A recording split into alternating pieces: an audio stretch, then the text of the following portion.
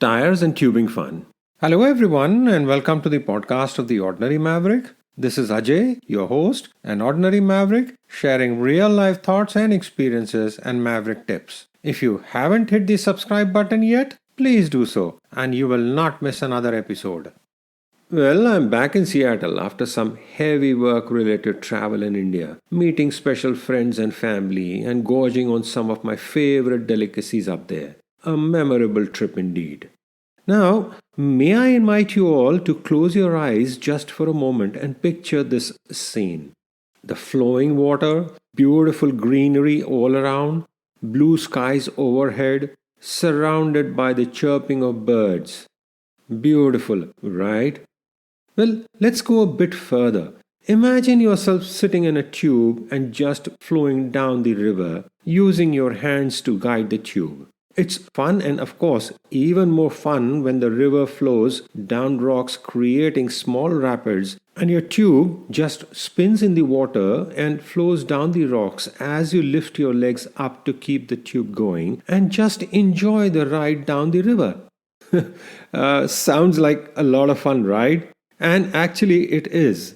We did river tubing in South Africa some years back. This was in the Sisikama forest down the Storms River Gorge.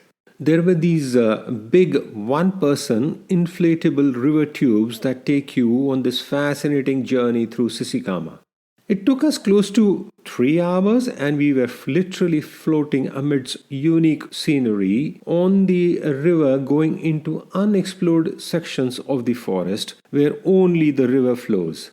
We wondered, of course, why is it called black water tubing? I guess the water was dark, yes, but not black. But I guess it's because one is quite close to the rocks and the water flow looks quite dark. If you have never done this before, then do try it when you get a chance next. It's loads of fun, but one needs to keep your legs extended and bums up. Otherwise, you will hit the rocks below and that can be very painful. Once you get the hang of it, then navigating small rapids down the river with the tube is real fun. One can also turn and get into the water and have a quick swim if needed and then get back on the tube. It's an activity for all ages and fun to do as a family, and a fun way to see the interiors of the forest continually moving along the water. Of course, I have to admit, I discovered muscles I never knew existed that night with the aches and pains all over. But it was totally worth it. We had great fun as a family and created some beautiful memories. Speaking of river tubing, I recall the one time we did snow tubing. Now that's super fun too. It's another sight to be seen. Everyone walking up the hill or getting onto the lift with a tube or a black tire in their hands. Getting to the top, positioning themselves, then hurtling down the slide in full speed on the snow and getting to the bottom. As you go down on the tube, you realize there's nothing you can do to control it. Once it starts down the slope, that's it. You just let go and enjoy the ride as the tube makes its way down the slope. We have done quite a bit of this snow tubing over the years, mostly in the US during our winter trips. One can do it single, meaning each person comes down their own tube, or doubles, two tubes kind of joined together like the number 8 and then you go down together. Or there are these big tubes that 6 or 8 people can sit together and then all go down together. Yes, that's something. We did it with family, 8 of us, and gosh, what super fun. The tube felt out of control and we were spinning around and enjoying ourselves going down the snow slide. And then you have water tubing. Again, lots of fun. We did this in South Africa where one sits in the tube which is hooked onto a speedboat that then revs up in the water and you are pulled along in the tube. This is known as towed tubing. And the earlier ones we spoke about were free floating tubing where the tubes were not tethered to anything. There's another kind of tubing called kite tubing. This is when tubes that are being towed on water reach high speeds and take flight in the air. The body of the tube acts as an airfoil and it creates the lift. And the tube becomes a kite. I haven't done this yet, but it sounds interesting but also quite dangerous. As at some point, the kite tube will get back to the water, and then, depending on the speed and the impact, one can get hurt while getting back on the water. It seems this is the most dangerous type of tubing, and efforts are being made to make this safer for riders. So, how did it all start? Using tires and tubes for fun, called as recreation tubing. It's interesting to note that as the automobile and transport industry grew, so did recreation tubing. Well, for one thing, guess there were more tires available. But looking at the history of tubing, there are several stories of its origin.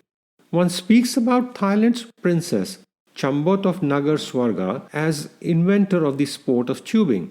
The story goes that the princess had bought about 100 tubes to her country estate in 1966 and invited her friends and neighbors to ride them down the river.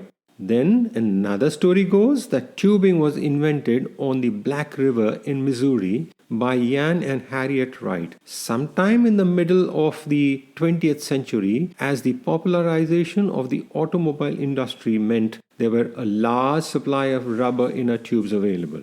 But apart from the surplus supply, here is where the innovative spirit and ingenuity of the human mind comes through. How one is able to create and think and come up with new ideas and creations. I recall seeing tires hung up on trees and used as swings in backyards. It's amazing to see how the innovative spirit strikes, right? Tires are meant for something, but then are also serving this recreation purpose. In fact, tires are very versatile. They are used for various purposes. I have seen them being used as plant holders, as table bases, as converted seating arrangements, as storage when stacked up, and also dog beds. That's Tasia giving out a loud bark as she's in agreement as well. I've also seen them being used as mirror frames. See, lots of ideas there. One can even make an obstacle course with the tires as fun time for kids or even dogs. I recall traveling to a village once where they were making flip-flops from tires. Great use and very economical. Garden and outdoor furniture particularly looks good with tires. Have seen tires being used as armrests or put on top of each other and a cushion to create seats. So going back to tires being used to make flip-flops. My wife came across this in a small village in western India over 3 decades back. What was unique about this village is that it was a village composed almost entirely of people that suffered from leprosy. Yes, it was India's first leprosy colony, and the history of leprosy rehabilitation began here in 1936. It was created by Sri Manohar Diwan, who at the time was moved by the plight of people who had leprosy and were forced to live in isolation and extreme poverty. Dattapur later became the first place where the World Health Organization experimented the multi-drug therapy for leprosy in the early 1990s that revolutionized the treatment regimens for the disease. Dattapur also had strong connections with Mahatma Gandhi, whose ashram was close by, and one of Gandhi's friends, Dattatreya Parchure Shastri, was also admitted there. Gandhi helped destigmatize the disease at the time, caring for his friend himself and having him stay initially at his ashram and then later at Dattapur for treatment. Dattapur over the years has had hundreds of thousands of patients that have gone there for treatment and care. The village itself is self-sufficient, where patients grow their own crop, make their own cotton material and their footwear. That in turn supports them to live their lives with a sense of community, belonging, and dignity. And that's where the flip-flops were made from old tires. These flip-flops were kind of unique, made entirely from the used rubber tubing. They were soft and flexible and worked just fine for patients that had nerve damage and needed that cushion for their feet.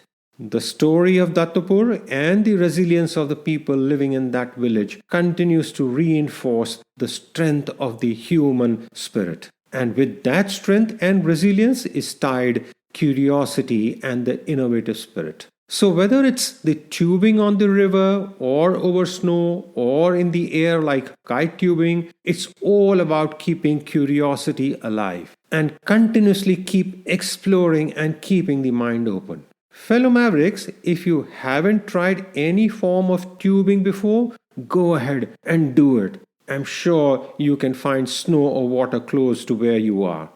And if not, then go ahead and think about a creative idea for the next extra tire that comes your way. Do keep writing your comments and sharing your feedback via our Instagram at The Ordinary Maverick or through our hashtag The Ordinary Maverick. I love hearing from you. This is Ajay signing off and wishing you have an amazing day, a super amazing year. Keep well, stay safe. Credits. This podcast series was put together as a team effort from the Bhardwaj family. Concept, design, title, researchers and reviewers Ajay, Sanjana, Avantika and Niharika Bhardwaj. Script, Sanjana. Cover design, Niharika. All rights reserved.